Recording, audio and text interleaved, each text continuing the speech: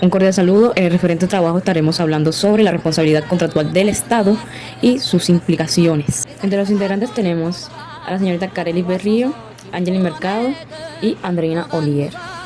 Las temáticas a desarrollar estarán divididas entre las actividades pedagógicas y las actividades referentes a la autoevaluación. Iniciamos con las actividades pedagógicas. Pregunta número 1. Determine cuáles fueron las conquistas jurídicas en torno a la responsabilidad estatal suscitadas con la Revolución Francesa de 1789. Bueno, las conquistas jurídicas respecto a la responsabilidad estatal que aparecieron con la Revolución Francesa fueron, en primer lugar, el principio de legalidad. Buscaba que el poder estatal estuviese sometido a un marco jurídico que definiera la legitimidad de las acciones del Estado.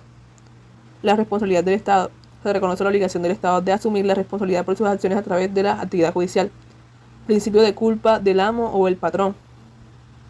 El Estado asumió el rol de amo o patrón respecto a la conducta de sus agentes. Culpa en eligiendo y culpa en vigilando. Si el Estado no elegía ni vigilaba de forma adecuada, podría ser considerado responsable. Responsabilidad indirecta. El Estado no podía actuar ilícitamente por sí mismo, por lo que su responsabilidad era indirecta. Declaración de responsabilidad indirecta.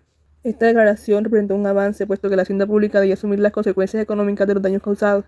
Con el fallo blanco de 1863, se logró declarar la responsabilidad del Estado sin necesidad de una consideración expresa. Regímenes de responsabilidad estatal. Dos enfoques, subjetivo y objetivo. Origen del derecho administrativo.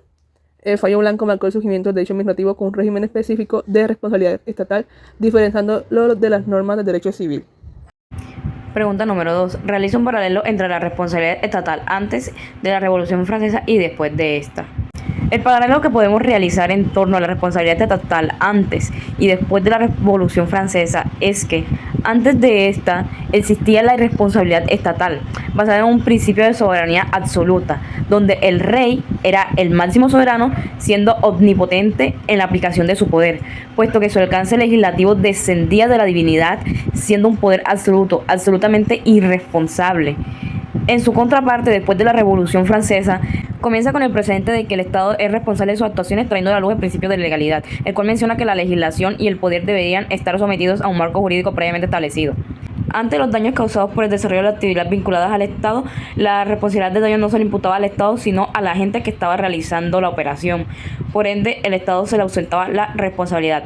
Después, el Estado empieza a aceptar los daños que hubiera lugar en el desarrollo de sus funciones por medio de la actividad judicial. Aquí ya el Estado comienza a ser responsable de las actuaciones que realice del daño que pueda ocasionar. Antes se implementa la teoría del poder y los actos de gestión. Eso quiere decir que frente a los daños causados por operaciones de gestión, el Estado era llamado a responder. Por el contrario, si el daño ocurría mediante un acto de gestión, el Estado quedaba absuelto de cualquier responsabilidad imputable. Después, se comienza a traer a la mesa lo que es la responsabilidad indirecta, la cual aplica en el artículo 384 del Código Civil francés, en el supuesto de la imputación de la culpa al amo, es decir, el Estado, por la inobservancia de sus criados, es decir, los agentes que actúan a órdenes del Estado. Es decir, si los agentes vinculados al Estado causan un daño y se demuestra que hubo negligencia en el control y vigilancia de estos, el Estado será traído a responder por el daño.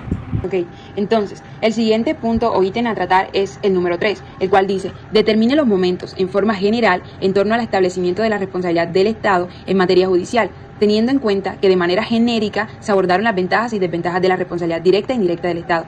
Caracterice de manera más profunda las ventajas y desventajas de este momento de la responsabilidad estatal.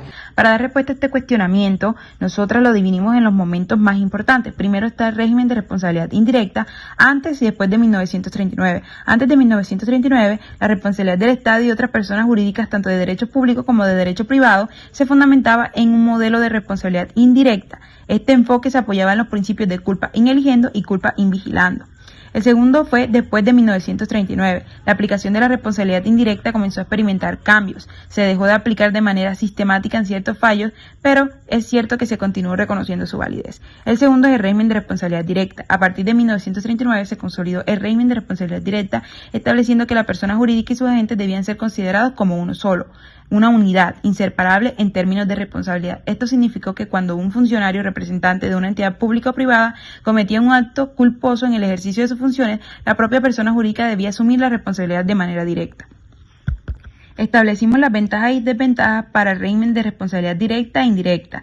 Para el régimen de responsabilidad indirecta, una de las ventajas es que reconoce la responsabilidad de entidades públicas y privadas por daños causados por funcionarios. Segundo, permite reclamar la indemnización si el daño ocurre en el ejercicio de sus funciones. Y entre las desventajas tenemos que exige probar la culpa ineligiendo o culpa invigilando, dificultando la reparación para las víctimas. Segundo, la carga de la prueba recaía en la víctima, limitando su acceso a la justicia. El régimen de responsabilidad directa, entre sus ventajas tenemos que facilita la reparación del daño, ya que la víctima no necesita probar las fallas en la supervisión del agente. Entre las desventajas tenemos que existe el riesgo de que la persona jurídica sea responsabilizada incluso cuando el daño fue causado por un agente que actuó fuera del marco de sus funciones. Siguiente ítem, autoevaluación. ¿Cuáles serían las implicaciones jurídicas para los perjudicados al orientar la responsabilidad del Estado con base en las reglas de responsabilidad de los particulares? Este punto lo hemos dividido en 3 incisos. En primer lugar, la exoneración del Estado. Las reglas de los particulares pueden liberar al Estado de la responsabilidad alegando el uso del poder discrecional, la naturaleza política de sus elecciones o la falta de una relación directa entre su comportamiento y los perjuicios provocados. Ello podría obstaculizar que las personas perjudicadas reciban una compensación. Por otro lado, la falta de coherencia en la aplicación del derecho. La implementación de normas ordinarias de responsabilidad civil para el Estado podría provocar inconsistencias en la implementación del derecho. Esto podría derivar en fallos judiciales contradictorios en casos similares, al no tener en cuenta las características específicas de la función gubernamental. Por último, habría una disminución del incentivo para optimizar el servicio público. Implementar normas de responsabilidad más estrictas podría desmotivar al Estado a mejorar la calidad de sus servicios y a poner en práctica la implementación de estos. Punto número 5. Una vez determinado que el fallo blanco de 1873 sentó las bases para desligar la responsabilidad de la administración del derecho privado, se pregunta, ¿cuáles son las ideas o aportes principales de dicho fallo para anunciar un viaje en la noción y fundamento de la responsabilidad estatal? Bueno, tenemos que este fallo blanco estableció un nuevo enfoque al afirmar que la responsabilidad del Estado no debía restringirse únicamente a los casos previstos explícitamente por la ley o vinculados a la gestión administrativa. Segundo, el fallo blanco representó un hito en la evolución del derecho administrativo al definir que el concepto de responsabilidad estatal. Tercero, otro de los aportes que se dieron gracias al fallo blanco fue la necesidad de demostrar la culpa para atribuir la responsabilidad al Estado. Se fue moderando con el tiempo hasta evolucionar hacia una visión más amplia en que la responsabilidad del Estado se basaba en los postulados de la teoría de la responsabilidad objetiva. Y otro aporte fundamental fue que el fallo blanco fue la evolución de las normas que regulaban la indemnización de los aspectos, orientándose progresivamente hacia una mayor protección y beneficio de las víctimas. Como último ítem tenemos, en nuestro derecho se desarrolló un momento de responsabilidad indirecta y directa. El de responsabilidad directa tuvo 2 momentos y uno de ellos determinó un cambio que limitó las situaciones bajo las cuales respondía el Estado. Tal momento fue desarrollado bajo los postulados de la teoría organicista. Por ende, desarrolló la siguiente pregunta. ¿Qué determina la responsabilidad del Estado bajo los postulados de la teoría organicista? La responsabilidad del Estado bajo los postulados teóricos de la teoría orgánica u organicista plantea que el Estado es responsable directo de la falla del servicio, puesto que no se juzga la actuación del funcionario, sino de la función misma del acto u operación que se ejecuta. Por ende, se configura responsabilidad directa del Estado por la falla del servicio cuando el acto culposo surge de la manifestación de la voluntad de los órganos directivos y o ejecutivos. Es decir, la teoría organicista sostiene que el Estado es un organismo único y que sus actos, a través de sus funcionarios y órganos, son imputables directamente al propio Estado, sin necesidad de analizar la culpa individual de sus agentes. Por consiguiente, se manifestará responsabilidad indirecta cualquier evento distinto a lo anteriormente mencionado. Entre ellos, el daño causado por los agentes o funcionarios encargados de llevar a cabo la acción, ya que si bien el daño es causado por las actuaciones de los delegados a ejecutarla, es obligación del Estado mantener permanente y continua vigilancia en la ejecución del acto administrativo para garantizar la eficaz prestación del servicio y a su vez evitar daños ocasionados por una actuación negligente o descuidada del agente en cumplimiento de sus funciones. Como una segunda pregunta nos trae, ¿considera usted viable la aplicación de tal teoría en la actualidad?